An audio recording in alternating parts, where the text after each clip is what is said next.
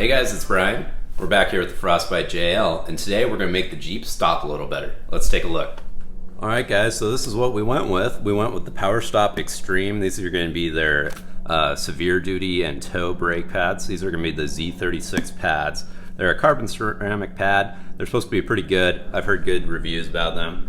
So we're going to go ahead and we'll toss those on the Jeep. Then we're going to pair them with their drilled and slotted rotors. These are pretty nice and they come labeled which side is which. This is going to be the passenger front, so you know which way these turn, so that'll help. They also include new boots for the caliper slides there. Alright guys, and you're also going to want to get some brake clean and some brake grease. You want to clean these rotors before you get started. They do have a light coating of grease on them for storage, so you do want to clean that off or it'll screw up your brake pads. And then you also want to get brake and caliper grease.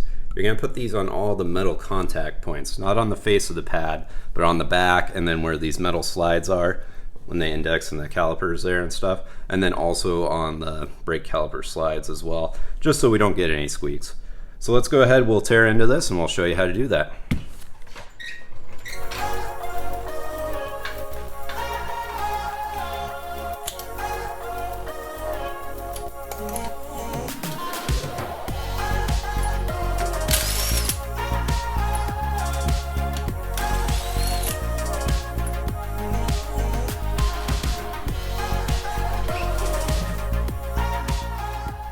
Alright guys, so we finished the driver's side. Now we're going to go ahead and move on to the passenger side. It's going to be exactly the same. So one thing that I did learn on the other side, you do want to loosen the caliper slide bolts. That's going to be these guys on the top. They're supposed to be torqued to 27 foot-pounds, but I think the factory Loctited them. You also want a T27, so you can loosen this bolt that holds on the caliper. We definitely want to put those back on. They keep the caliper from shaking around, and it does work with the Power Stop setup. So let's go ahead and we'll start doing that, and then we'll take a look. Alright guys, so we're going to go ahead and we're going to loosen up those 13mm. These are going to be on the caliper slides. So you're going to have one here at the top, and then you're going to have another one down here at the bottom. Like I said, 13mm, it's easier to break them loose while it's all still together. And then we'll go ahead and get this off the vehicle.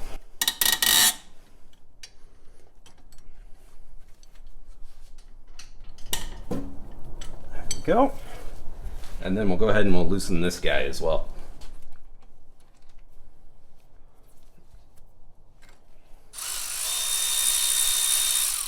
Alright, so now that we got those guys loose, we're going to go ahead and take our 21mm and we got to break those nuts loose that are holding the caliper bracket on the back. So let's go ahead and we'll do that. One up top here and then one down below. We'll go ahead and break those guys loose.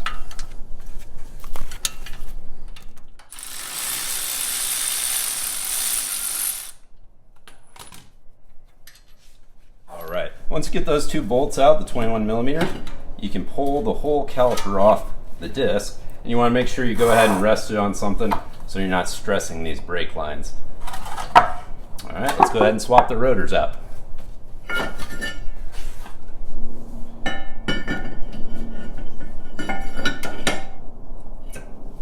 Alright, so this is going to be the new drilled and slotted rotor from Power Stop. Let's go ahead and put our retaining bolt back in.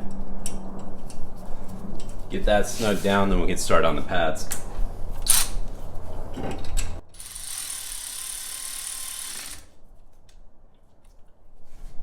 Alright, so now that we loosen these up already, the 13mm, let's go ahead and pull them all the way out.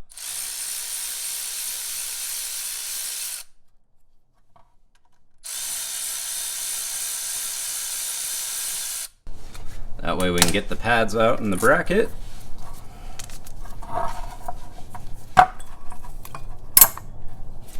Just like so, and we can remove our pads. We will want to go ahead and collapse our caliper, and let's go ahead and get our new pads installed in this bracket. Alright, so now that we got our bracket off, what we're going to do is pull these old clips off. Power Stop does provide us with some new ones, so we're going to grease these up with that brake caliper grease I was talking about. That way we don't have any squeaks. We'll replace those, and then we're also going to go ahead and grease the slides here. Power Stop did include some new slide boots here. We'll take a look at our factory ones. They shouldn't be bad, so we should be able to reuse those. So let's go ahead and we'll pull these guys off. Alright, you can use a little screwdriver, sometimes that helps. Pop those guys off, and then you want to make sure you go ahead and put them back on in the same orientation.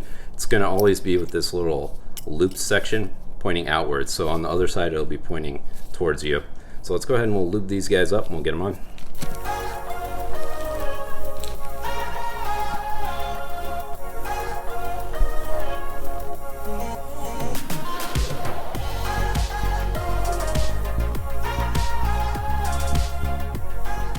Alright, so it's going to be something like that. And then we're going to go ahead and we'll put our clip in there. And I went ahead and lubed that as well.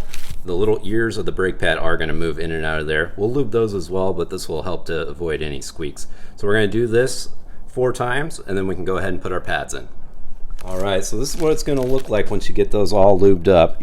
I did lube them up in here so those horns can slide freely as well on the brake pads, and then underneath the shims as well. So now I'm going to pull these guys apart, give these guys some lube, kind of lube them back up, and then we should be all set to throw our pads in.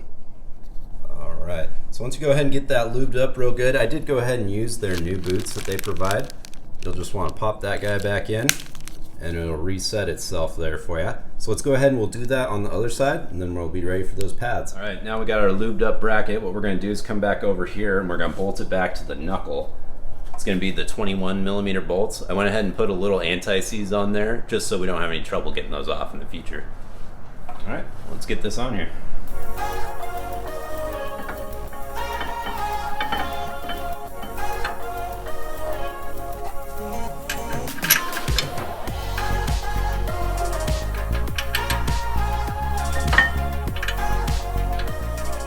You do want to be really careful threading these guys on. They are fine thread.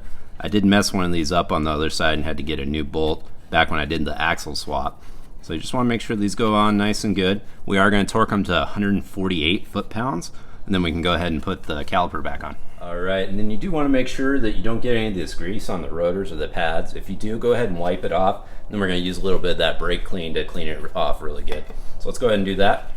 Alright, so now that we've got that bracket back on there, we're going to go ahead and lube up our pads. Like I was saying, you want to do the backs pretty good. This is what's going to be up against the calipers for you. So you want to get these good, and then you also want to do the ears here as well. Even though we did pretty good job on the clips, we don't want to get these guys as well. Again, make sure you don't get any on the pad, the surface, the front surface as well. So let's go ahead, we'll get these lubed up and we'll throw them on the Jeep. Alright, so let's go ahead and torque that bracket on. It's going to be 148 foot-pounds with the 21mm. Let's go ahead and do that now, and then we will paint mark these so we can keep track on them, make sure they hold torque over time. Alright, and before we compress that caliper, we want to come up here. You're going to loosen your cap, and then you want to just kind of set it on here loosely. You don't want that tight. When you're compressing that, you can get bubbles in the system. We don't want that. So let's go ahead and we'll compress that caliper. Alright, so I like to use a little block of wood and then just big C clamp. And you'll do kind of one side at a time. They do make special tools that do these. You can get them at Harbor Freight pretty cheap, but I found that this works just fine. And then you kind of want to evenly compress them. So you come over here and you'll watch that compress. You just want to get those nice and compressed so you can get those new pads on. Alright, now we're going to throw our pads in there. You want to be real careful again not to get that grease on the rotor surface or the front of the pad. So what they'll do is they'll kind of index into these little brackets here, and then you can just pop them on in, just like so. And then we'll go ahead and we'll do the front one. That'll be easier to see. Right. So now let's get that front pad on. You want to go ahead and get these in the little clips here.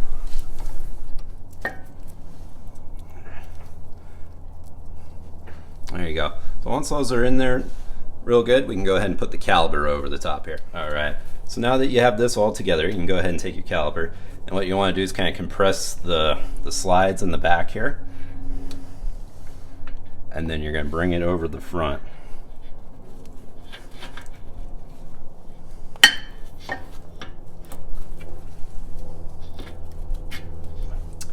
Alright, and then we're going to take our 13mm. We'll go ahead and put those back in here into the slides, and that's going to be 27 foot-pounds. I did put some anti-seize on there just to help with taking those apart later. And I will clean up some of this extra grease and then make sure the rotor's clean with some brake clean. And then we're all set. We can go ahead and brake these guys in.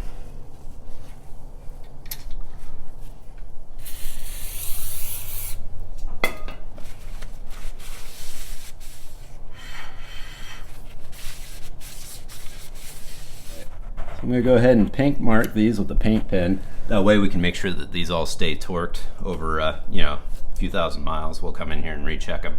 But after that, we are all set. We got this all brake cleaned up. We'll throw the wheel and tire back on, and then we'll go test drive it.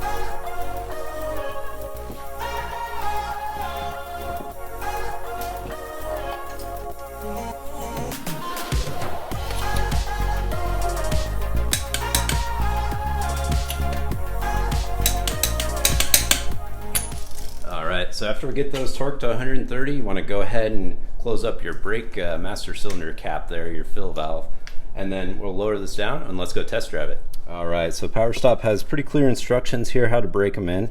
We're going to do 5 aggressive stops from 40 to 10, and then we're going to do 5 moderate from 35 to 5, and then you got to drive around for about 5 minutes and try not to touch your brakes at all. So let's go ahead, we'll do that, and I'll let you know how I like them.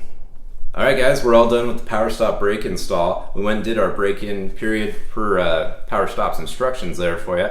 Now after driving for about 20 minutes, we definitely got the firm pedal back, and we do stop a lot shorter than we used to. So it's definitely a good upgrade if you got bigger tires. I will be putting a link for these down below. The Sports are going to be different than the Rubicon, so I'll have 2 different links. And then guys, go ahead and like and subscribe and follow along. We got more cool installs coming. Alright, thanks guys.